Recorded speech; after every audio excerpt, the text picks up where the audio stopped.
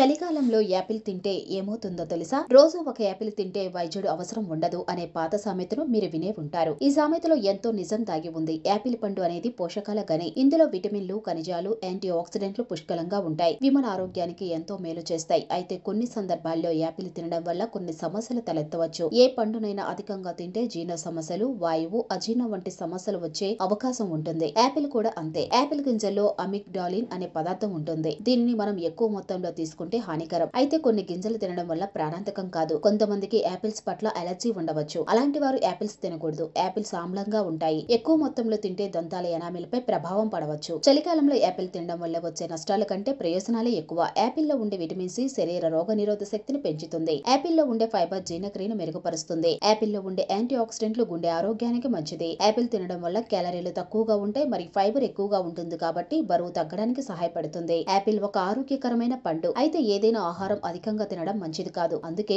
Apple ని మితంగా తీసుకోవడం మంచిది. మీకు ఏదైనా ఆరోగ్య సమస్య ఉంటే డాక్టర్ ని సంప్రదించి యాపిల్ తినడం గురించి తెలుసుకోవడం మంచిది.